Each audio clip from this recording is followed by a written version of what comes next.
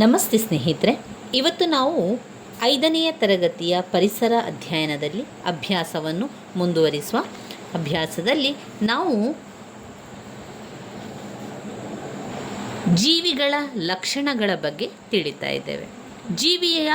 ಜೀವಿಗಳ ಲಕ್ಷಣಗಳಲ್ಲಿ ಮೊದಲನೆಯ ಲಕ್ಷಣ ಜೀವಿಗಳು ಜೀವಕೋಶಗಳಿಂದಾಗಿವೆ ಎನ್ನುವಂತಹ ಲಕ್ಷಣ. ಜೀವಿಗಳ ಲಕ್ಷಣವನ್ನು ಬರಿಬೇಕಾದ್ರೆ 1ನೇ ಪಾಯಿಂಟ್ ಜೀವಿಗಳು ಜೀವಕೋಶಗಳಿಂದಾಗಿದೆ. 2ನೇ ಪಾಯಿಂಟ್ ಜೀವಿಗಳು ಉಸಿರಾಡುತ್ತವೆ. 3ನೇ ಪಾಯಿಂಟ್ ಜೀವಿಗಳು ಆಹಾರ ಸೇವಿಸುತ್ತದೆ. 4ನೇ ಪಾಯಿಂಟ್ ಜೀವಿಗಳು ಬೆಳೆಯುತ್ತದೆ. 4ನೇ ಪಾಯಿಂಟ್ ಜೀವಿಗಳು ಬೆಳೆಯುತ್ತದೆ. 5ನೇ ಪಾಯಿಂಟ್ ಜೀವಿಗಳು ಚಲಿಸುತ್ತದೆ. 5ನೇ ಪಾಯಿಂಟ್ ಜೀವಿಗಳು ಚಲಿಸುತ್ತದೆ. 6 ಜೀವಿಗಳು ವಿಸರ್ಜನೆ ಮಾಡುತ್ತದೆ. 7 ಜೀವಿಗಳ ಸಂತಾನೋತ್ಪತ್ತಿ ಮಾಡುತ್ತದೆ. 8 ಜೀವಿಗಳು ಪ್ರಚೋದನೆಗೆ ಪ್ರತಿಕ್ರಿಯಿಸುತ್ತದೆ. ಜೀವಿಗಳು ಜೀವಿತಾವಧಿಯನ್ನು ಹೊಂದಿದೆ. ಜೀವಿಯು ಜೀವಿತಾವಧಿಯನ್ನು ಹೊಂದಿದೆ ಎನ್ನುವಂಥ 9 ಪಾಯಿಂಟ್ಸ್ಗಳು ನಾವು ಜೀವಿಗಳ ಗುಣಲಕ್ಷಣಗಳಲ್ಲಿ ಬರಿತಾ ಹೋಗುವಂಥದ್ದು. ಈಗ ಒಂದೊಂದೇ ಗುಣಲಕ್ಷಣಗಳನ್ನು ತಿಳಿತಾ ಹೋಗೋ, ಒಂದೊಂದೇ ಗುಣಲಕ್ಷಣಗಳ ವಿವರಣೆಗಳನ್ನು ನಾವು ತಿಳಿತಾ ಹೋಗೋಣ. ಮೊದಲನೆಯದಾಗಿ ಜೀವಿಗಳು ಜೀವಕೋಶಗಳಿಂದಾಗಿದೆ ಎನ್ನುವಂಥದ್ದು. ಈ ಒಂದು ಚಿತ್ರದಲ್ಲಿ ಗಮನಿಸುವಂತೆ ನಾವು ಇದು ಸಸ್ಯ ಮತ್ತು ಪ್ರಾಣಿಗಳ ಜೀವಕೋಶಗಳಾಗಿರುವಂಥದ್ದು. ಯಾವುದೇ ಒಂದು ಮನೆಯನ್ನು ಕಟ್ಟಬೇಕಾದ್ರೆ ನಮಗೇನೆಲ್ಲ ಬೇಕು ಹೇಳಿ? ಅದಕ್ಕೆ ಇಟ್ಟಿಗೆ ಬೇಕು, ಅದಕ್ಕೆ ಸಿಮೆಂಟ್ ಬೇಕು, ನೀರು ಬೇಕು, ಕಬ್ಬಿಣ ಬೇಕು, ಕಟ್ಟಿಗೆ ಬೇಕು. ಈ ರೀತಿಯಾಗಿ ಹಲವು ವಿಧದ ವಿಚಾರಗಳು ನಮಗೆ ಮನೆಯನ್ನು ತಯಾರಿಸಲಿಕ್ಕೆ ಬೇಕಾಗುವಾಗ ಒಂದು ಜೀವ ಆಗಬೇಕು ಅಂತ ಹೇಳಿದರೆ, ಒಂದು ರಚನೆ ಆಗಬೇಕು ಅಂತಾದರೆ ಜೀವಕೋಶಗಳು ಬೇಕೇ ಬೇಕು. ಜೀವಕೋಶಗಳಿಂದ ಜೀವಿಗಳು ರಚನೆಯಾಗುವಂಥದ್ದು. ಜೀವಿಗಳ ದೇಹದ ರಚನೆ ಯಾವ ರೀತಿ ಆಗ್ತದೆ? ಜೀವಕೋಶಗಳಿಂದ. ಜೀವಿಗಳ ದೇಹದ ರಚನೆ ಹೇಗಾಗ್ತದೆ ಮಕ್ಕಳೇ? ಜೀವಿಗಳ ದೇಹವು ಜೀವಕೋಶಗಳಿಂದ ಆಗ್ತದೆ. ಜೀವಕೋಶಗಳ ಬಗೆಗೆ ಹೆಚ್ಚಿನ ಮಾಹಿತಿಯನ್ನು ನಾವು ಮುಂದಿನ ತರಗತಿಗಳಲ್ಲಿ ತಿಳಿತಾ ಹೋಗುವ. ಜೀವಿಗಳು ಉಸಿರಾಡುತ್ತದೆ. 2ನೆಯ ಲಕ್ಷಣ. ಜೀವಿಗಳ 2ನೆಯ ಲಕ್ಷಣ ಜೀವಿಗಳು ಉಸಿರಾಡುತ್ತದೆ ಎನ್ನುವಂಥದ್ದು. ಜೀವಿಗಳು ಉಸಿರಾಡುತ್ತದೆ. 2ನೇದಾಗಿ ಜೀವಿಯ ಲಕ್ಷಣಗಳು ಜೀವಿಗಳು ಉಸಿರಾಡ್ತದೆ ಎನ್ನುವಂಥದ್ದು. ಈಗ ಪ್ರತಿಯೊಂದು ಜೀವಿ ಕೂಡ ಉಸಿರಾಡ್ತದೆ. ಉಸಿರಾಟ ಅಂತ ಹೇಳುವಾಗ ಆ ಉಸಿರಾಟವನ್ನು ಮಾಡಲಿಕ್ಕೆ ಒಂದು ಅಂಗ ಬೇಕು. ಆ ಅಂಗ ಇದ್ದಾಗ ಮಾತ್ರ ನಾವು ಉಸಿರಾಟ ಕ್ರಿಯೆಯನ್ನು ಮಾಡಲಿಕ್ಕೆ ಸಾಧ್ಯ. ಜೀವಿ ಏನು ಮಾಡ್ತದೆ ಅಂತ ಹೇಳಿದರೆ, ಉಸಿರಾಡುವಾಗ ಈ ಒಂದು ವಾಯುವಿನಲ್ಲಿರುವಂತಹ ಆಕ್ಸಿಜನ್ ಅನಿಲವನ್ನು ತೆಗೆದುಕೊಳ್ತದೆ. ಜೀವಿ ಏನು ಮಾಡ್ತದೆ? ಉಸಿರಾಡುವಾಗ ಆ ವಾಯುವಿನಲ್ಲಿರುವಂತಹ ಆಕ್ಸಿಜನ್ ಅನಿಲವನ್ನು ಪಡೆದುಕೊಳ್ಳುತ್ತದೆ. ಹಾಗೆಯೇ ಕಾರ್ಬನ್ ಡೈಆಕ್ಸೈಡ್ ಅನಿಲವನ್ನು ಹೊರಬಿಡ್ತದೆ. ಅಂದರೆ ಪ್ರಾಣಿಗಳು ಉಸಿರಾಡಲು ವಿಶೇಷ ಅಂಗರಚನೆಯಾಗಿರ್ತದೆ. ಪ್ರಾಣಿಗಳು ಉಸಿರಾಡಬೇಕು ಅಂತಾದರೆ ವಿಶೇಷ ಅಂಗಗಳಿರ್ತದೆ. ಅದಕ್ಕೆ ನಾವು ಏನಂತ ಕರಿತೇವೆ? ಶ್ವಾಸಕೋಶ ಅಂತ. ಪ್ರಾಣಿಗಳು ಉಸಿರಾಡಲು ಇರುವ ವಿಶೇಷ ಅಂಗ ಶ್ವಾಸಕೋಶ. ಜೀವಿಗಳು ಉಸಿರಾಡ್ತದೆ ಎನ್ನುವಂಥದ್ದು, ಪ್ರತಿಯೊಂದು ಜೀವಿ ಕೂಡ ಉಸಿರಾಡ್ತದೆ, ಅದು ತನ್ನದೇ ಆದ ರೀತಿಯಲ್ಲಿ. ಅಂದರೆ ಈಗ ಸಸ್ಯ ಅಂತ ಬಂದಾಗ ಅದು ಉಸಿರಾಡುವಾಗ ಎಲೆಯಲ್ಲಿರುವಂತಹ ಪತ್ರರಂಧ್ರದ ಮೂಲಕ ಉಸಿರಾಡ್ತದೆ. ಪ್ರಾಣಿಗಳು ತಮ್ಮ ಮೂಗಿನ ಮುಖಾಂತರ ಉಸಿರಾಡುವಂಥದ್ದು. ಉಸಿರಾಡಬೇಕಾದ್ರೆ ಏನು ಮಾಡ್ತದೆ? ವಾಯುವಿನಲ್ಲಿರುವಂಥ ಆಕ್ಸಿಜನ್ನನ್ನು ಪಡೆದುಕೊಳ್ತದೆ, ಹಾಗೆ ಕಾರ್ಬನ್ ಡೈಆಕ್ಸೈಡ್ ಅನಿಲವನ್ನು ಹೊರಬಿಡ್ತದೆ. ಸಸ್ಯಗಳು ಕೂಡ ಉಸಿರಾಡಕ್ಕಾಗಿ ಏನು ಮಾಡ್ತದೆ? ಆಕ್ಸಿಜನ್ ಅನಿಲವನ್ನೇ ಪಡ್ಕೊಳ್ಳುವಂಥದ್ದು. ಸಾಮಾನ್ಯವಾಗಿ ಸಸ್ಯಗಳ ಎಲೆಯ ತಳಭಾಗದಲ್ಲಿ ಪತ್ರರಂಧ್ರಗಳು ಇರ್ತದೆ. ಪತ್ರರಂಧ್ರದ ಮೂಲಕ ಅದು ಉಸಿರಾಟವನ್ನು ಮಾಡ್ತದೆ. ಆಕ್ಸಿಜನ್ ಅನಿಲದ ಸಹಾಯದಿಂದ ಅದೇನು ಮಾಡ್ತದೆ? ಆಹಾರದಲ್ಲಿರುವ ಶಕ್ತಿಯು ಜೀವಿಗಳ ದೇಹಕ್ಕೆ ದೊರೆಯುವಂತೆ ಮಾಡ್ತದೆ. ಇದು ಜೀವಿಗಳ ಉಸಿರಾಟದ ಬಗ್ಗೆ. ಹಾಗೆ ಅವುಗಳ ಉಸಿರಾಟದಲ್ಲಿ ಯಾವ ರೀತಿ ಅದು ಅನಿಲ ಬರ್ತದೆ ಅಥವಾ ಯಾವ ಅನಿಲ ಅದನ್ನು ಪಡ್ಕೊಳ್ತದೆ, ಯಾವನೆಲ್ಲವನ್ನು ಹೊರಬಿಡ್ತದೆ ಎನ್ನುವಂಥದ್ದನ್ನು ಅವರು ತಿಳಿಸಿದ್ದಾರೆ. ಆಕ್ಸಿಜನ್ ಅನಿಲವನ್ನು ತೆಗೆದುಕೊಳ್ಳುವಂಥದ್ದು, ಹಾಗೆ ಕಾರ್ಬನ್ ಡೈಆಕ್ಸೈಡ್ ಅನಿಲವನ್ನು ಹೊರಬಿಡುವಂಥದ್ದು. ಇನ್ನು ನೀವು ಮಾಡುವಂಥ ಚಟುವಟಿಕೆಗಳು, ಮಕ್ಕಳು ಮಾಡುವಂಥ ಚಟುವಟಿಕೆಗಳು ಅಂತ ಹೇಳಿದರೆ, ಆಹಾರದಿಂದ ದೊರೆಯುವಂತಹ ಶಕ್ತಿ, ಜೀವಿಗಳಿಗಾಗುವ ಅನುಕೂಲತೆಗಳು. ಆಹಾರದಿಂದ ದೊರೆಯುವಂಥ ಶಕ್ತಿ, ಅದು ಯಾವುದೆಲ್ಲ ಜೀವಿಗಳಿಗಾಗುವ ಅನುಕೂಲತೆಗಳು ಅಂತ ಪಟ್ಟಿ ಮಾಡಿಕೊಂಡು ಬನ್ನಿ ಅಂತ ತಿಳಿಸುವಂಥದ್ದು. ನಂತರ ಮೂರನೆಯ ಜೀವಿಗಳ ಲಕ್ಷಣಗಳಲ್ಲಿ, ಜೀವಿಗಳು ಆಹಾರ ಸೇವಿಸುತ್ತದೆ. ಲಕ್ಷಣಗಳಲ್ಲಿ ಒಂದು, ಜೀವಿಗಳು ಆಹಾರ ಸೇವಿಸುತ್ತದೆ. ಕಟ್ಟಿಗೆ ಕಡಿಯುವುದು, ಭಾರವಾದ ಚೀಲವನ್ನು ಹೊರುವುದು, ಬೇಟೆಯಾಡುವುದು, ಹೀಗೆ ಜೀವಿಗಳು ನಿತ್ಯವೂ ಅನೇಕ ಚಟುವಟಿಕೆಗಳನ್ನು ಮಾಡುತ್ತದೆ. ಜೀವಿಗಳು, ನಾವಿಲ್ಲಿ ಜೀವಿಗಳು ಮನುಷ್ಯರು ಅಂತ ಕೂಡ, ಮನುಷ್ಯರು ಕೂಡ ಅರ್ಥವನ್ನು ಕೊಡುವಂಥದ್ದು. ಅಲ್ಲಿ ಆ ಭಾರವಾದ ಚೀಲ ಎತ್ತುವುದು, ಕಟ್ಟಿಗೆ ಕಡಿಯುವುದು, ಬೇಟೆಯಾಡುವುದು, ಇದೆಲ್ಲ ಕೂಡ ಜೀವಿಗಳ ಆಹಾರ ಸೇವನೆಯಲ್ಲಿ ಇರ್ತದೆ. ಮೊದಲನೇದಾಗಿ ಏನು ಮಾಡೋದು? ಮೊದಲನೇದಾಗಿ ಜೀವಿಗಳು ಜೀವಕೋಶಗಳಿಂದಾಗಿದೆ, ಜೀವಿಗಳು ಜೀವಕೋಶದಿಂದಾಗಿದೆ, ಜೀವಿಗಳು ಉಸಿರಾಡುತ್ತದೆ, ಜೀವಿಗಳು ಆಹಾರ ಸೇವಿಸುತ್ತದೆ, ಜೀವಿಗಳು ಆಹಾರವನ್ನು ಸೇವಿಸುತ್ತದೆ. ಕೆಳಗೆ ಕೆಲವು ಜೀವಿಗಳ ಹೆಸರು ನೀಡಿದೆ. ನಾವು ಕೆಲಸ ಮಾಡಲು ಈ ಜೀವಿಗಳು ತುಂಬಾ ಸಹಾಯ ಮಾಡ್ತದೆ ನಮಗೆ. ಅವು ಯಾವುದು? ಜೀವಿ ಹೆಸರು ಕೊಟ್ಟಿದ್ದಾರೆ, ಆನೆ, ಎತ್ತು, ನಾಯಿ. ಪ್ರಮುಖ ಸಹಾಯದ ಕೆಲಸ ಯಾವುದು? ಆನೆ ಕಟ್ಟಿಗೆಗಳು ಅಥವಾ ಇನ್ಯಾವುದೇ ಭಾರವನ್ನು ಹೊರಲು ಆನೆ ಸಹಾಯ ಮಾಡ್ತದೆ. ಎತ್ತು ಅಂತ ಬಂದಾಗ ಅದು ಗದ್ದೆ ಉಳುಮೆ ಮಾಡಲಿಕ್ಕೆ ತುಂಬಾ ಸಹಾಯಕ ಆಗ್ತದೆ. ನಾಯಿ ಮನೆಯನ್ನು ಕಾಯಲು ನಾಯಿ ತುಂಬಾ ಸಹಾಯವನ್ನು ಮಾಡ್ತದೆ. ಈ ಎಲ್ಲ ಕೆಲಸಗಳನ್ನು ಮಾಡಲು ಜೀವಿಗಳಿಗೆ ಶಕ್ತಿ ಬೇಕು. ಜೀವಿಗಳು ತಮಗೆ ಬೇಕಾದ ಶಕ್ತಿಯನ್ನು ಆಹಾರದ ಮೂಲಕ ಪಡೆಯುತ್ತದೆ. ಇನ್ನು ಸಸ್ಯಗಳ ಆಹಾರ. ಸಸ್ಯದ ಪ್ರತಿ ಒಂದು ಭಾಗವೂ ಕೂಡ ಒಂದಲ್ಲ ಒಂದು ಚಟುವಟಿಕೆ ಮಾಡುತ್ತಿರುತ್ತದೆ. ಅದಕ್ಕೂ ಆಹಾರ ಬೇಕಲ್ಲವೇ? ಸಸ್ಯಕ್ಕೆ ಆಹಾರ ಹೇಗೆ ದೊರೆಯುತ್ತದೆ ಎಂದು ನಾವು ಯೋಚಿಸಬೇಕಾದಂಥದ್ದು. ಹಸಿರು ಸಸ್ಯಗಳು ತಮಗೆ ಬೇಕಾದ ಆಹಾರವನ್ನು ತಾವೇ ತಯಾರಿಸಿಕೊಳ್ಳುವಂತಹ ಒಂದು ಸಸ್ಯ, ಆಹಾರವನ್ನು ತಯಾರಿಸಿಕೊಳ್ಳುವಂಥದ್ದು. ಹಸಿರು ಸಸ್ಯಗಳನ್ನು ಸ್ವಪೋಷಕಗಳು ಅಂತ ಹೇಳುವಂಥದ್ದು. ಹಸಿರು ಸಸ್ಯಗಳು ತಮಗೆ ಬೇಕಾದ ಆಹಾರವನ್ನು ತಾವೇ ತಯಾರಿಸಿಕೊಳ್ಳುತ್ತದೆ. ಆದ್ದರಿಂದ ಅದೇನು, ಹಸಿರು ಸಸ್ಯಗಳು ಸ್ವಪೋಷಕಗಳು, ತಮ್ಮ ಆಹಾರವನ್ನು ತಾವೇ ತಯಾರಿಸಿಕೊಳ್ಳುವಂತಹ ಪ್ರಾಣಿಗಳನ್ನು ಅಥವಾ ಸಸ್ಯಗಳನ್ನು ಸ್ವಪೋಷಕಗಳು ಅಂತ ಕರೆಯುವಂಥದ್ದು. ಹಸಿರು ಸಸ್ಯಗಳು ತಮಗೆ ಬೇಕಾದ ಆಹಾರವನ್ನು ತಾವೇ ತಯಾರಿಸಿಕೊಳ್ಳುವಂತಹ ಹಸಿರು ಸಸ್ಯಗಳು ಸ್ವಪೋಷಕಗಳು ಅಂತ ಕರೀತಾರೆ. ಇನ್ನು ಸಸ್ಯದ ಆಹಾರ ತಯಾರಿಕೆ ಅಂತ ಬಂದಾಗ, ಸಸ್ಯ ಹೇಗೆ ಆಹಾರವನ್ನು ತಯಾರಿಕೆ ಮಾಡ್ತದೆ? ಸಸ್ಯ ನೀರಿನಲ್ಲಿರುವಂತಹ ಖನಿಜ ಲವಣಾಂಶಗಳನ್ನು ಪಡೆದುಕೊಳ್ಳುತ್ತದೆ. ಮೊದಲಿಗೆ ಸೂರ್ಯನ ಬೆಳಕಿನ ಶಕ್ತಿಯನ್ನು ಪಡೆದುಕೊಳ್ಳುತ್ತದೆ. ಮಣ್ಣಿನಲ್ಲಿರುವಂಥ ನೀರು ಖನಿಜ ಲವಣಾಂಶಗಳನ್ನು ಪಡೆದುಕೊಳ್ಳುತ್ತದೆ. ವಾಯುವಿನಲ್ಲಿರುವಂಥ ಕಾರ್ಬನ್ ಡೈಆಕ್ಸೈಡನ್ನು ಪಡೆದುಕೊಂಡು ಪತ್ರಹರಿತ್ತಿನ ಸಹಾಯದಿಂದ ಅದೇನು ಮಾಡ್ತದೆ? ಆಹಾರವನ್ನು ತಯಾರಿಸಿಕೊಳ್ತದೆ. ಸಸ್ಯದ ಆಹಾರ ತಯಾರಿಕೆ ಅಗತ್ಯವಿರುವಂಥದ್ದು. ಸಸ್ಯದ ಆಹಾರವನ್ನು ತಯಾರಿಸುವಲ್ಲಿ ಅಗತ್ಯವಿರುವ 4 ಪ್ರಮುಖ ಅಂಶಗಳು.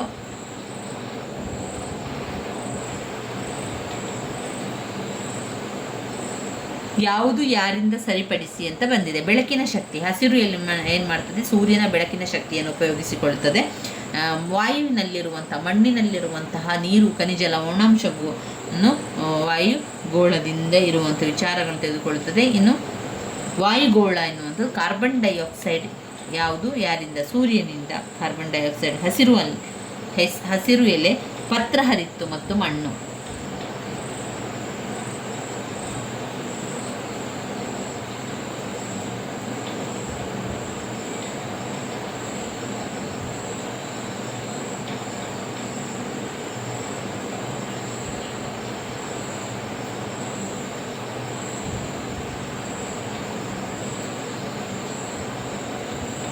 ಇಲ್ಲಿ ನೀವು ನೋಡಿರುವಂತೆ ಸಸ್ಯಗಳು ಇದೆ. ಇಲ್ಲಿ ವಾಯುಗೋಳ, ಕಾರ್ಬನ್ ಡೈಆಕ್ಸೈಡ್, ಪತ್ರಹರಿತ್ತು, ಆಮೇಲೆ ಮಣ್ಣಿನಲ್ಲಿರುವಂಥ ನೀರು ಖನಿಜ ಲವಣಾಂಶವನ್ನು ತೆಗೆದುಕೊಂಡು ಅದು ಆಹಾರವನ್ನು ತಯಾರು ಮಾಡ್ತದೆ.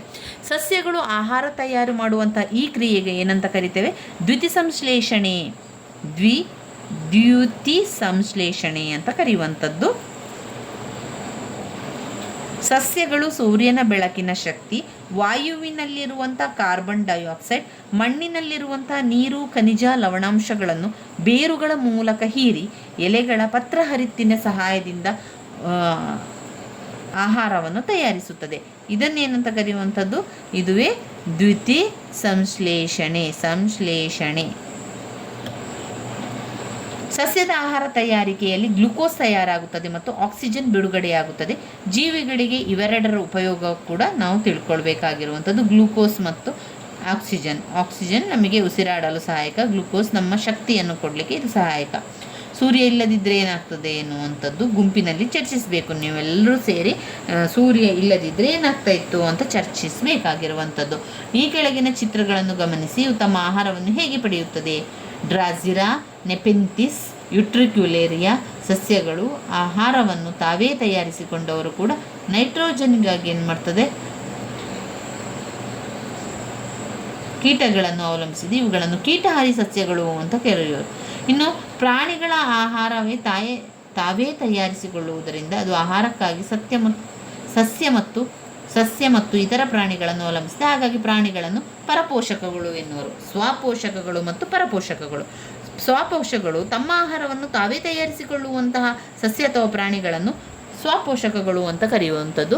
ಇನ್ನು ಪರಪೋಷಕಗಳು ಅಂತ ಬಂದಾಗ ತಮ್ಮ ಆಹಾರಕ್ಕೋಸ್ಕರ ಬೇರೆಯವರನ್ನು ಅವಲಂಬಿಸುವಂತಹ ಪ್ರಾಣಿಗಳು ಅಥವಾ ಸಸ್ಯಗಳು ಪರಪೋಷಕಗಳು. ಎಲ್ಲ ಪ್ರಾಣಿಗಳು ಒಂದೇ ರೀತಿಯ ಆಹಾರ ಸೇವನೆ ಮಾಡುವುದಿಲ್ಲ. ಅವುಗಳು ಸೇವಿಸುವ ಆಹಾರದ ಆಧಾರದಲ್ಲಿ ಪ್ರಾಣಿಗಳನ್ನು ವರ್ಗೀಕರಣ ಮಾಡಿರುವಂಥದ್ದು. ಸಸ್ಯಾಹಾರಿ, ಮಾಂಸಾಹಾರಿ, ಮಿಶ್ರಹಾರಿ. ಸಸ್ಯ ಹಾಗೂ ಇತರ ಉತ್ಪನ್ನಗಳನ್ನು ಮಾತ್ರ ಆಹಾರವನ್ನಾಗಿ ಸೇವಿಸುವ ಪ್ರಾಣಿ ಸಸ್ಯಾಹಾರಿ. ಮಾಂಸಾಹಾರಿ ತಮ್ಮ ಆಹಾರಕ್ಕಾಗಿ ತಾವೇ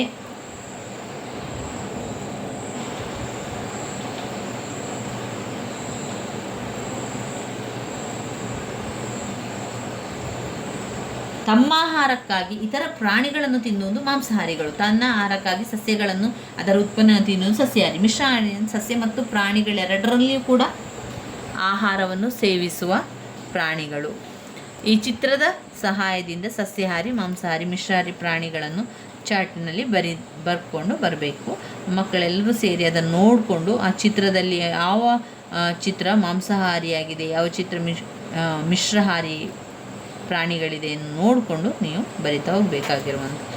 ಇನ್ನು ನಾಲ್ಕನೆಯ ಲಕ್ಷಣ, ಜೀವಿಗಳ ನಾಲ್ಕನೆಯ ಲಕ್ಷಣ, ಜೀವಿಗಳು ಬೆಳೆಯುತ್ತದೆ. ಹೌದು, ಪ್ರತಿಯೊಂದು ಜೀವಿಯು ಅದರದೇ ಆದ ಗಾತ್ರದಲ್ಲಿ ಬೆಳವಣಿಗೆ ಆಗ್ತಾ ಹೋಗ್ತದೆ. ಆಯಾ ಜೀವಿಗಳ ಬೆಳವಣಿಗೆಯನ್ನು ಕೂಡ ತೋರಿಸ್ತದೆ. ಪ್ರತಿ ಚಿತ್ರದಲ್ಲೂ ಜೀವಿಗಳ ಎತ್ತರ, ಗಾತ್ರದಲ್ಲಿ ಹೆಚ್ಚಳವಾಗಿದೆ. ಇದನ್ನು ಬೆಳವಣಿಗೆ ಅಂತ ಹೇಳುವಂಥದ್ದು. ಬೆಳವಣಿಗೆ ಅಂದರೆ ಏನು? ಜೀವಿಗಳ ದೇಹದಲ್ಲಿ ಎತ್ತರ ಮತ್ತು ಗಾತ್ರಗಳಲ್ಲಿ ಹೆಚ್ಚಳ. ಜೀವಿಗಳ ದೇಹದಲ್ಲಿ ಎತ್ತರ ಮತ್ತು ಗಾತ್ರದಲ್ಲಿ ಹೆಚ್ಚಳವಾಗುವುದು ಅದು ಬೆಳವಣಿಗೆ ಎನ್ನುವಂಥದ್ದು. ಬೆಳವಣಿಗೆಗೆ ಸಂಬಂಧಿಸಿದಂತೆ ಕೆಲವು ಹೇಳಿಕೆಗಳನ್ನು ನೀಡಿದೆ. ಈ ಹೇಳಿಕೆಗಳು ಸರಿಯಾಗಿದ್ದರೆ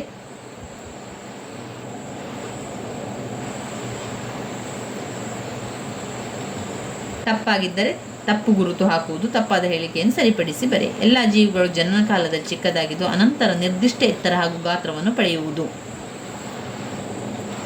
ಸರಿ. ಯಾಕಂದರೆ ಎಲ್ಲ ಜೀವಿಗಳು, ಈಗ ಮನುಷ್ಯರಿಂದ ಹಿಡಿದು ಮನುಷ್ಯರಿಗೂ ಪ್ರಾಣಿಗಳು ಎಲ್ಲರೂ ಕೂಡ ನಾವು ನೋಡಿದರೆ ಎಲ್ಲ ಜೀವಿಗಳು ಕೂಡ ಏನು ಮಾಡ್ತದೆ?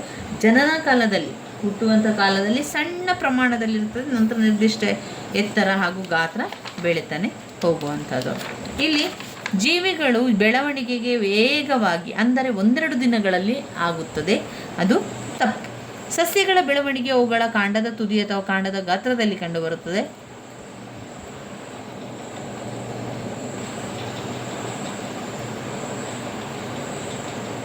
ಜೀವಿಗಳು ಚಲಿಸುತ್ತದೆ. ಇನ್ನು 5ನೆಯ ಪಾಯಿಂಟ್, ಜೀವಿಗಳ ಲಕ್ಷಣಗಳಲ್ಲಿ ಜೀವಿಗಳು ಚಲಿಸುತ್ತದೆ. ಈ ಚಿತ್ರಗಳನ್ನು ನೀವು ಗಮನಿಸಿದರೆ ಜೀವಿಯ ಯಾವ ಲಕ್ಷಣಗಳನ್ನು ಸೂಚಿಸುತ್ತದೆ? ಇವೆಲ್ಲವೂ ಕೂಡ ಚಲನೆಗೆ ಸಂಬಂಧಿಸಿದ್ದು. ಈ ಚಲನೆಯು ಜೀವಿಗಳ, ಅದರಲ್ಲೂ ವಿಶೇಷವಾಗಿ ಪ್ರಾಣಿಗಳ ವಿಶೇಷ ಲಕ್ಷಣವಾಗಿರುವಂಥದ್ದು. 5ನೇ ಪಾಯಿಂಟ್ ಅದು. ಪ್ರಾಣಿಗಳ ರಚನೆ ಕೂಡ ಆ ವಿಚಾರಕ್ಕೆ ಹೊಂದಿಕೊಳ್ಳುವಂಥದ್ದು. ಮನುಷ್ಯ ಕಾಲುಗಳ ಮೂಲಕ ನಡೆಯುವಂಥದ್ದು, ಕ್ಯಾಂಗರು ಕಾಲುಗಳ ಮೂಲಕ, ಆಮೇಲೆ ಹದ್ದು ರೆಕ್ಕೆಯ ಮೂಲಕ, ಬಾವಲಿ ರೆಕ್ಕೆ, ಈ ರೀತಿಯಾಗಿ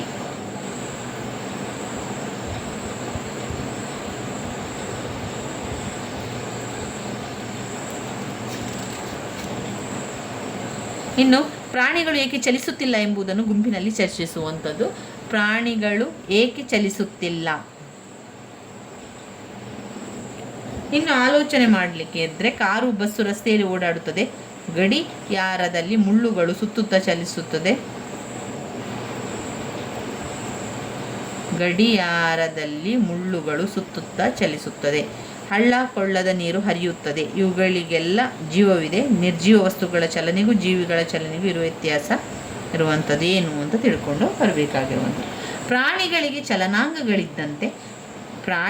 ಚಲನಾಂಗ ಇದ್ದಂತೆ ಸಸ್ಯಗಳಿಗೂ ಇಲ್ಲ. ಸಸ್ಯಗಳ ಬೇರನ್ನು ಮಣ್ಣು ಹಿಟ್ಟಿರುವುದರಿಂದ ಅವುಗಳು ಒಂದು ಕಡೆಯಿಂದ ಮತ್ತೊಂದು ಕಡೆಗೆ ಚಲಿಸಲು ಕೂಡ ಸಾಧ್ಯವಾಗುವುದಿಲ್ಲ. ಆದರೂ ಸಸ್ಯಗಳಲ್ಲಿ ಕೆಲವು ಚಲನೆಗಳನ್ನು ಗಮನಿಸಬಹುದು. ಬೇರು ಭೂಮಿಯಲ್ಲಿ ನೀರಿರುವ ಕಡೆಗೆ ಬೆಳೆಯುತ್ತದೆ. ಸೂರ್ಯಕಾಂತಿ ಸಸ್ಯದ ಸೂರ್ಯನ ಕಡೆಗೆ ಮುಖ ಮಾಡುವುದು. ಸೂರ್ಯಕಾಂತಿ ಸಸ್ಯವು ಸೂರ್ಯನ ಕಡೆಗೆ ಮುಖ ಮಾಡುವುದು. ಹೀಗೆ ಮಾಡಿ ಕೋಣೆಯೊಂದರಲ್ಲಿ ಕುಂಡದ ಸಸ್ಯವನ್ನು ಇಡುವಂಥದ್ದು. ಒಂದು ಕಿಟಕಿಯ ಮೂಲಕ ಬೆಳಕು ಒಳಬರುವಂತೆ ಮಾಡುವುದು. ಕೆಲವು ದಿನಗಳ ನಂತರ ಸಸ್ಯದ ಎಲೆಗಳು ಯಾವ ಕಡೆಗೆ ಬಾಗಿವೆ ಎಂಬುದನ್ನು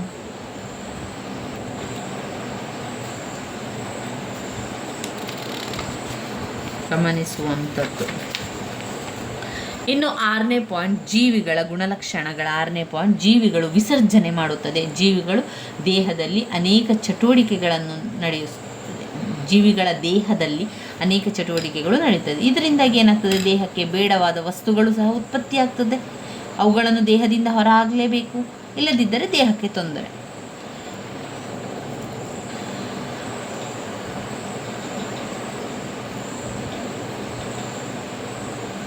ಜೀವಿಗಳು ವಿಸರ್ಜನೆ ಮಾಡ್ತದೆ. ಜೀವಿಗಳ ದೇಹದಲ್ಲಿ ಅನೇಕ ಚಟುವಟಿಕೆಗಳು ನಡೀತಾನೆ ಇರ್ತದೆ. ಇದರಿಂದಾಗಿ ದೇಹಕ್ಕೆ ಬೇಡವಾದ ವಸ್ತುಗಳು ಸಹ ಉತ್ಪತ್ತಿಯಾಗುತ್ತದೆ. ಇವುಗಳನ್ನು ದೇಹದಿಂದ ಹೊರ ಹಾಕಲೇಬೇಕು, ಇಲ್ಲದಿದ್ದರೆ ದೇಹಕ್ಕೆ ತೊಂದರೆ ಆಗ್ತದೆ.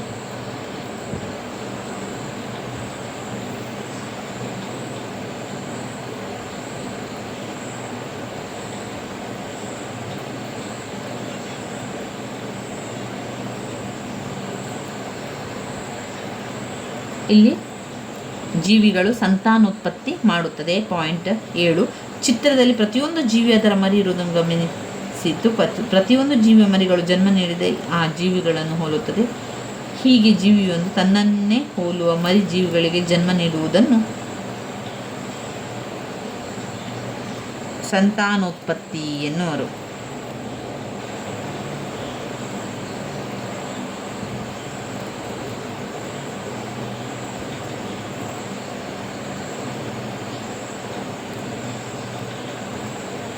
ಪ್ರತಿಯೊಂದು ಜೀವಿ ಕೂಡ ಮರಿ ಹಾಕ್ತದೆ, ಅದಕ್ಕೆ ಸಂತಾನೋತ್ಪತ್ತಿ ಅಂತ ಕರೆಯುವಂಥದ್ದು.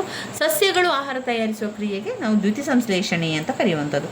ಸಂತಾನೋತ್ಪತ್ತಿಗೆ ಸಂಬಂಧಿಸಿದಂತೆ ಕೆಲವು ಹೇಳಿಕೆಗಳನ್ನು ನೀಡಲಾಗಿದೆ. ಕೆಲವು ಹೇಳಿಕೆಗಳಿಗೆ ಸರಿ ಇರುವಂಥದ್ದು ಸರಿ, ತಪ್ಪಾಗಿದ್ದರೆ ತಪ್ಪು ಎಂದು ಗುರುತನ್ನು ಹಾಕುವಂಥದ್ದು.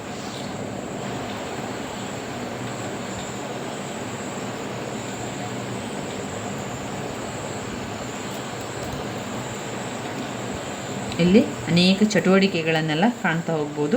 ಸಂತಾನೋತ್ಪತ್ತಿಯಿಂದ ಜೀವಿಗಳು ತಮ್ಮ ಸಂತತಿಯನ್ನು ಮುಂದುವರಿಸುತ್ತದೆ. ಸಂತಾನೋತ್ಪತ್ತಿಯಿಂದಾಗಿ ಪರಿಸರದಲ್ಲಿ ಇತರ ಜೀವಿಗಳಿಗೆ ಆಹಾರ ದೊರೆಯುತ್ತದೆ. ಸಂತಾನೋತ್ಪತ್ತಿಯು ಪ್ರಾಣಿಗಳಲ್ಲಿ ಮಾತ್ರ ಕಂಡುಬರುತ್ತದೆ. ಒಂದೇ ಜೀವಿ ಅತಿಯಾದ ಸಂತಾನೋತ್ಪತ್ತಿಯಿಂದ ಪರಿಸರದಲ್ಲಿ ಯಾವ ಅಪಾಯವೂ ಆಗುವುದಿಲ್ಲ. ಕೆಲವು ಪ್ರಾಣಿಗಳು ಮೊಟ್ಟೆಯ ಮೂಲಕ, ಇನ್ನು ಕೆಲವು ನೇರವಾಗಿ ಮರಿಗಳಿಗೆ ಜನ್ಮ ನೀಡುವುದರ ಮೂಲಕ ಸಂತಾನೋತ್ಪತ್ತಿ ಮಾಡಿಕೊಳ್ಳುವಂಥದ್ದು. ಮೊಟ್ಟೆಯ ಮೂಲಕ ಮತ್ತು ನೇರವಾಗಿ ಮರಿಗಳಿಗೆ ಜನ್ಮ ನೀಡುವ ಜೀವಿಗಳನ್ನು ಪಟ್ಟಿ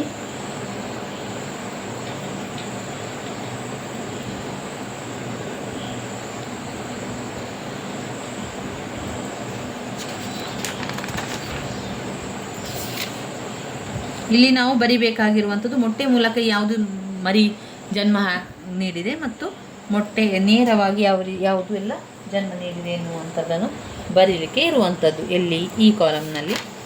ಇನ್ನು ನಾವು ಸಸ್ಯಗಳು ಬೀಜ ಮತ್ತು ಕಾಂಡಗಳ ಮೂಲಕ ಸಂತಾನೋತ್ಪತ್ತಿ ಮಾಡ್ತದೆ. ಈಗ ಪ್ರಾಣಿಗಳನ್ನು ನೋಡಿದರೆ ಮೊಟ್ಟೆ ಅಥವಾ ನೇರವಾಗಿ ಜನ್ಮ ನೀಡುತ್ತದೆ. ಸಸ್ಯಗಳು ಕಾಂಡದಿಂದ ಬದುಕುವಂಥದ್ದು ಮತ್ತು ಬೀಜದಿಂದ ಬದುಕುವಂಥದ್ದು. ಬೀಜ ಮತ್ತು ಕಾಂಡಗಳ ಮೂಲಕ ಸಂತಾನೋತ್ಪತ್ತಿ ಮಾಡುವ ಸಸ್ಯಗಳನ್ನು ಪಟ್ಟಿ ಮಾಡಿ. ಇಲ್ಲಿ ಯಾವುದೆಲ್ಲ ಅಂತ ಪಟ್ಟಿ ಮಾಡಬೇಕು. ಇಲ್ಲಿ ನೋಡಿ, ಇಲ್ಲಿ ಮೊಟ್ಟೆ ಇಡುವಂಥದ್ದು ಮತ್ತು ನೇರವಾಗಿ ಜನ್ಮ ನೀಡುವಂಥ ವಿಚಾರಗಳು ಮೊಟ್ಟೆ ಇಡುವಂಥದ್ದೆಲ್ಲ ನಾವು ನೋಡಿದರೆ ಅಲ್ಲಿ ಕೋಳಿ, ಪಕ್ಷಿಗಳು, ಹಾವು, ಹಲ್ಲಿ, ಆಮೇಲೆ ಹಾವು, ಹಲ್ಲಿ, ಮೀನು, ಆಸ್ಟ್ರಿನ್ ಇದೆಲ್ಲ ಮೊಟ್ಟೆ ಇಡುವಂಥ ಪ್ರಾಣಿಗಳು. ಆಮೇಲೆ ನೇರವಾಗಿ ಜನ್ಮ ನೀಡುವಂತಹ ಜೀವಿಗಳು ಆನೆ, ಬೆಕ್ಕು, ದನ.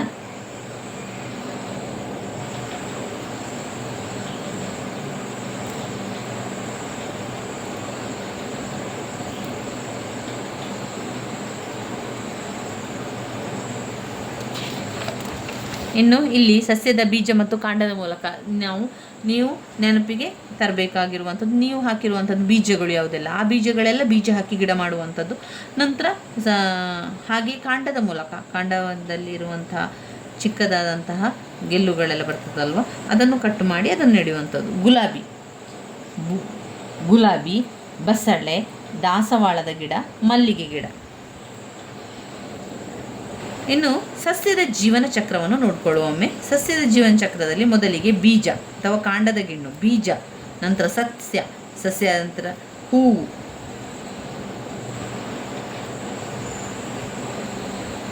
ಬೀಜ, ಕಾಂಡದ ಗಿಣ್ಣು, ಸಸ್ಯ, ಹೂವು, ಕಾಯಿ, ಹಣ್ಣು. ಇನ್ನು ಆಲೋಚನೆ ಮಾಡಲಿಕ್ಕಿರುವಂಥದ್ದು, ಸಾಮಾನ್ಯವಾಗಿ ಹಣ್ಣಿನಲ್ಲಿರುವ ಬೀಜದಿಂದ ಸಸ್ಯದ ಸಂತಾನೋತ್ಪತ್ತಿ ಆಗ್ತದೆ. ತೆಂಗಿನ ಮರದ ಸಂತಾನೋತ್ಪತ್ತಿ ಹೇಗೆ ಆಗುತ್ತದೆ? ಇದಕ್ಕೆ ಶಿಕ್ಷಕರ ನೆರವನ್ನು ಪಡೆದುಕೊಳ್ಳುವಂಥದ್ದು. ಸಂತಾನ ಹೇಗೆ ಆಗ್ತದೆ ಅಂತ ಹೇಳಿದರೆ, ತೆಂಗಿನಕಾಯಿಯನ್ನು ಮೊಳಕೆ ಬರೆಸಲಿಕ್ಕಿರುವಂಥದ್ದು. ಆ ಮೊಳಕೆ ಬಂದ ಮೇಲೆ ನಂತರ ನಾಟಿ ಮಾಡುವಂಥದ್ದು. ಸಸ್ಯದ ಸಂತಾನೋತ್ಪತ್ತಿಯಿಂದ ಮಾನವನಿಗೂ ಸೇರಿದಂತೆ ಪ್ರಾಣಿಗಳಿಗೆ ಅನೇಕ ಅನುಕೂಲಗಳಿವೆ. ಗೆಳೆಯರೊಂದಿಗೆ ಚರ್ಚಿಸಿ ಪಟ್ಟಿ ಮಾಡಿ. ಸಸ್ಯದ ಸಂತಾನೋತ್ಪತ್ತಿಯಿಂದ ಮಾನವನು ಸೇರಿದಂತೆ ಪ್ರಾಣಿಗಳಿಗೆ ಅನೇಕ ಅನುಕೂಲಗಳಿವೆ.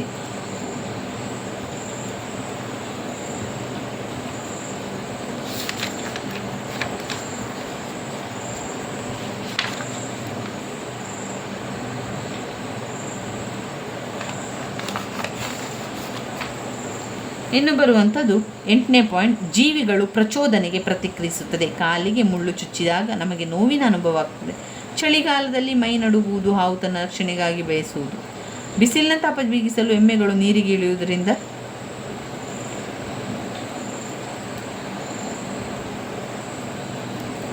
ಕೆಲವು ಕೀಟಗಳನ್ನು ಮುಟ್ಟಿದಾಗ ನಮ್ಮನ್ನು ಕಚ್ಚುತ್ತದೆ, ಪ್ರಾಣಿಗಳು ಕಿರುಚುತ್ತದೆ. ಹೀಗೆ ಜೀವಿಗಳು ತಮ್ಮದೇ ಆದ ರೀತಿಯಲ್ಲಿ ಪ್ರತಿಕ್ರಿಯಿಸುತ್ತದೆ. ಇವೆಲ್ಲ ಸುತ್ತಲಿನ ಪ್ರಚೋದನೆಗಳಿಗೆ ಜೀವಿಗಳು ನೀಡುವ ಪ್ರಕ್ರಿಯೆಗಳಾಗಿವೆ. ಜೀವಿಗಳು ತಮ್ಮ ಸುತ್ತಮುತ್ತಲಿನ ಪರಿಸರದಲ್ಲಿ ಆಗುವ ಬದಲಾವಣೆಗಳಿಗೆ ಸ್ಪಂದಿಸುತ್ತದೆ. ಸಾಮಾನ್ಯವಾಗಿ ಸ್ಪರ್ಶ, ಬಿಸಿ, ತಂಪು, ಶಬ್ದ, ವಾಸನೆಗಳಿಗೆ ಜೀವಿಗಳು ಪ್ರತಿಕ್ರಿಯೆ ನೀಡುತ್ತದೆ. ಇದಕ್ಕಾಗಿ ಜೀವಿಗಳನ್ನು ವಿಶೇಷ ಅಂಗಗಳಾಗಿವೆ ಜೀವಿಗಳಿಗೆ. 9ನೇ ಪಾಯಿಂಟ್, ಜೀವಿಗಳು ಜೀವಿತಾವಧಿಯನ್ನು ಹೊಂದಿದೆ. ಜೀವಿತಾವಧಿ ಅಂದರೆ ತುಂಬನೇ ವರ್ಷ ಇರುವಂಥದ್ದು. ಜೀವಿಗಳು ಜನನ ನಂತರ ಪ್ರೌಢ ಜೀವಿಗಳಾಗಿ ಬೆಳೆದು ಸಂತಾನೋತ್ಪತ್ತಿ ಮಾಡಿ ಮುಪ್ಪಾಗಿ ಕೊನೆಗೆ ಸಾಯುವಂಥದ್ದು. ಹೀಗೆ ಒಂದು ಜೀವಿಯ ಜನನ ಮತ್ತು ಮರಣಗಳ ನಡುವಿನ ಅವಧಿ ಜೀವಿತಾವಧಿ ಎನ್ನುವರು. ಆನೆ, ಆಕಳು, ಹದ್ದು,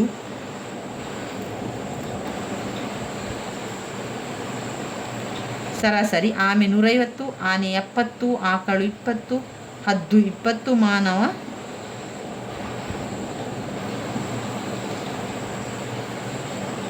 ಆಮೆ 10, ಆನೆ 70, ಆಕಳು 20, ಹದ್ದು 10, 20, ಮಾನವ 70, 90. ಇನ್ನು ಸಸ್ಯಗಳನ್ನು ಜೀವಿತಾವಧಿಯ ಆಧಾರದ ಮೇಲೆ ಏಕವಾರ್ಷೀಯ ಸಸ್ಯ, ದ್ವಿವಾರ್ಷೀಯ ಸಸ್ಯ, ಬಹುವಾರ್ಷಿಕ ಸಸ್ಯ ಎಂದು ಕರೆಯಲಾಗ್ತದೆ. ಇವುಗಳನ್ನು ಈ ಚಿತ್ರದ ಮೂಲಕ ನೋಡುವಂಥದ್ದು. ಏಕವಾರ್ಷಿಕ ಸಸ್ಯಗಳು 1 ವರ್ಷ ಅಥವಾ ಏಕವೃತ ಅವಧಿಯಲ್ಲಿ ಹೂ ಬಿಟ್ಟು ಕಾಯಿಯಾಗಿ ಹಣ್ಣಾದ ಮೇಲೆ ನಾಶವಾಗುವ ಸಾಧ್ಯತೆ ಇದೆ.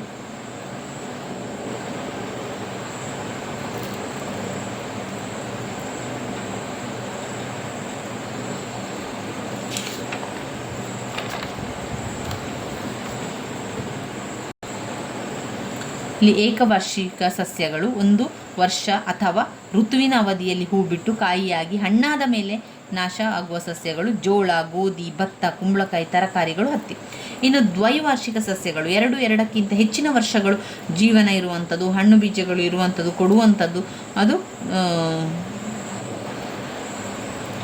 ದ್ವೈವಾರ್ಷಿಕ ಸಸ್ಯಗಳು, ಅದರಲ್ಲಿ ಗಜ್ಜರಿ, ಶುಂಠಿ, ಎಲೆಕೋಸು, ಕಬ್ಬು, ಬೀಟ್ರೂಟ್ ಇದೆಲ್ಲ ಕೂಡ ಹೆಚ್ಚಿನ ವರ್ಷಗಳಲ್ಲಿ 2 ಅಥವಾ 2ಕ್ಕಿಂತ ಹೆಚ್ಚಿನ ವರ್ಷಗಳ ತನಕ ಆ ಋತುವಿಗೆ ತಕ್ಕಂತೆ ಆಗುವಂಥದ್ದು ಕಾಣ್ಬೋದು. ಇನ್ನು ಬಹುವಾರ್ಷಿಕ ಸಸ್ಯ ಅಂತ ಹೇಳಿದರೆ ಹಲವಾರು ವರ್ಷಗಳವರೆಗೆ ಬದುಕಿ ಹೂವು, ಹಣ್ಣು, ಬೀಜಗಳನ್ನು ಉತ್ಪತ್ತಿ ಮಾಡುವ ಸಸ್ಯ ಆಗಿದೆ. ಮಾವು, ನಿಂಬೆ, ತೆಂಗು, ಬೇವು, ಹಲಸು, ಅಡಿಕೆ. ಇಲ್ಲಿ ಅವರು ಕೊಟ್ಟಿರುವಂತಹ ಸಸ್ಯಗಳ ಉಪಯೋಗವನ್ನು ಬರಿಬೇಕು.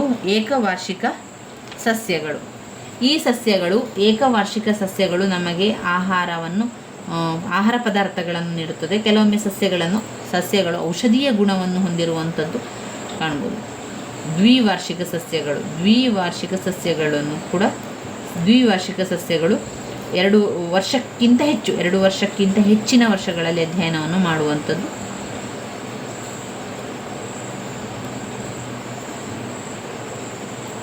ಇನ್ನು ಬಹುವಾರ್ಷಿಕ ಸಸ್ಯಗಳು, ದ್ವಿವಾರ್ಷಿಕ ಸಸ್ಯಗಳು ಉತ್ಪನ್ನಗಳನ್ನು ತರಕಾರಿಗಳಾಗಿ ಉಪಯೋಗಿಸುತ್ತೇವೆ ಮತ್ತು ಸಸ್ಯಗಳಿಂದ ಪಾನೀಯಗಳು ಕೂಡ ಕುಡಿಯುವಂಥದ್ದು. ಬಹುವಾರ್ಷಿಕ ಸಸ್ಯಗಳು ವಾಣಿಜ್ಯ ಬೆಳೆಗಳಾದಂತಹ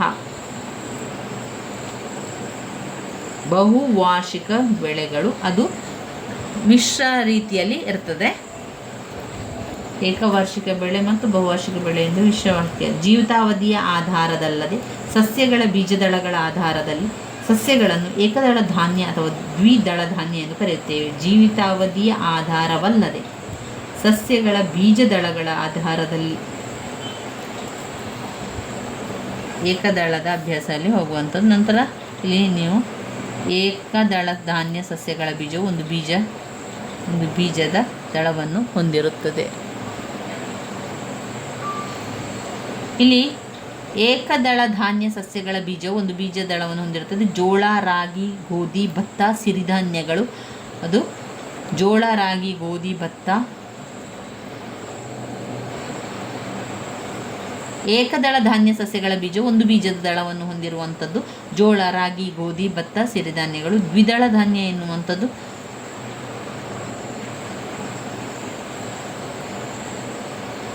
ಹುರುಳಿ, ಶೇಂಗಾ, ತೊಗರಿ, ಕಡಲೆ, ಉದ್ದು. ಜೀವಿಗಳ ಲಕ್ಷಣಗಳ ಬಗ್ಗೆ ತಿಳಿದಿದೆಯಲ್ಲವೇ? ಸಸ್ಯಗಳು ಮತ್ತು ಪ್ರಾಣಿಗಳು ಪರಸ್ಪರ 2 ಪ್ರಮುಖ ಅಂಶಗಳು. ಅಂದರೆ ಇತ್ತೀಚಿನ ಮನುಷ್ಯರ ದುರಾಸೆಯಿಂದ ಪರಿಸರದಲ್ಲಿ ಗಿಡ ಮರಗಳ ಮತ್ತು ಪ್ರಾಣಿಗಳ ಸಂಖ್ಯೆ ಕಡಿಮೆಯಾಗುತ್ತದೆ. ಸಸ್ಯಗಳು ಮತ್ತು ಪ್ರಾಣಿಗಳ ಸಂರಕ್ಷಣೆ ಇಂದಿನ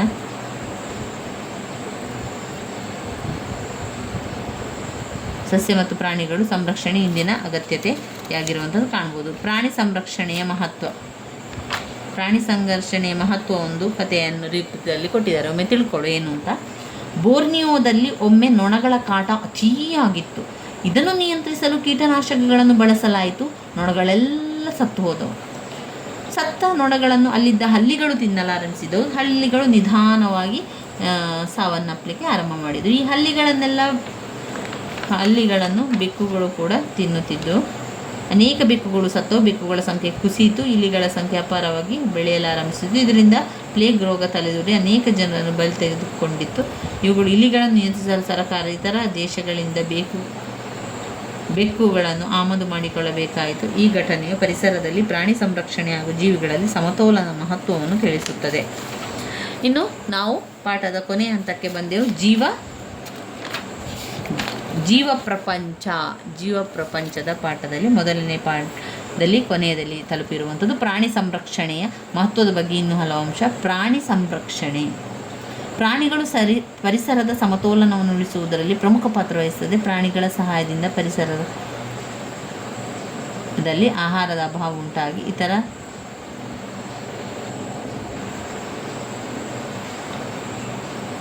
ಪ್ರಾಣಿ ಸಂರಕ್ಷಣೆ ಮಹತ್ವದ ಬಗ್ಗೆ ಹಲವು ಅಂಶಗಳು. ಪ್ರಾಣಿಗಳು ಪರಿಸರದ ಸಮತೋಲನವನ್ನು ಉಳಿಸುವುದರಲ್ಲಿ ಪ್ರಮುಖ ಪಾತ್ರವನ್ನು ವಹಿಸುತ್ತದೆ. ಪ್ರಾಣಿಗಳ ನಾಶದಿಂದ ಪರಿಸರದಲ್ಲಿ ಆಹಾರ ಅಥವಾ ಉಂಟಾಗಿ ಇತರ ಜೀವಿಗಳ ಮೇಲೆ ಪರಿಣಾಮ ಉಂಟಾಗುತ್ತದೆ.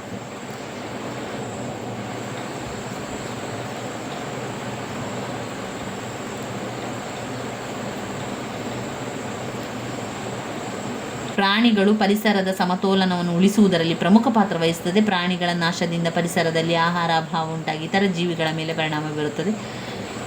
ಇತ್ತೀಚೆಗೆ ಸರ್ಕಾರಗಳು ರಾಷ್ಟ್ರೀಯ ಅರಣ್ಯ, ವನ್ಯಜೀವಿ ಧಾಮ, ಪಕ್ಷಿಧಾಮ, ಅಭಯಾರಣ್ಯಗಳ ಮೂಲಕ ಪ್ರಾಣಿ ಸಂತತಿಯನ್ನು ರಕ್ಷಣೆ ಮಾಡುವುದು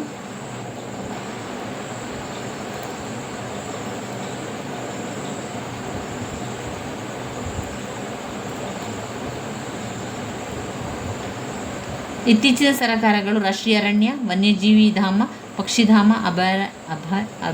ಅಭಯಾರಣ್ಯಗಳ ಮೂಲಕ ಪ್ರಾಣಿ ಸಂತತಿಯನ್ನು ರಕ್ಷಣೆ ಮಾಡುವ ಕ್ರಮವನ್ನು ಕೈಗೊಳ್ಳಲಾಗಿದೆ. ಇನ್ನು ಇಲ್ಲಿ ನಮ್ಮ ಕರ್ನಾಟಕದಲ್ಲಿರೋ ರಾಷ್ಟ್ರೀಯ ಅಭಯಾರಣ್ಯ, ವನ್ಯಜೀವಿಗಳ ಹಾಗೂ ಪಕ್ಷಿಧಾಮಗಳನ್ನು ಪಟ್ಟಿ ಮಾಡುವಂಥದ್ದು.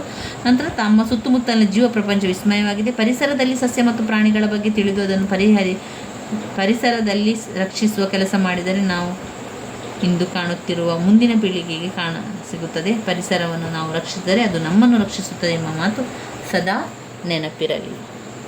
ಇವಿಷ್ಟು ಜೀವ ಪ್ರಪಂಚದಲ್ಲಿ ನಾವು ತಿಳ್ಕೊಂಡಿರುವಂಥದ್ದು. ಮುಂದಿನ ವಿಡಿಯೋದಲ್ಲಿ ಪಾಠ 2 ಕುಟುಂಬದ ಬಗ್ಗೆ ತಿಳ್ಕೊಳ್ಳೋ.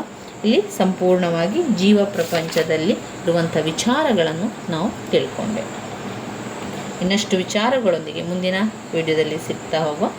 ಧನ್ಯವಾದಗಳು ಸ್ನೇಹಿತರೆ.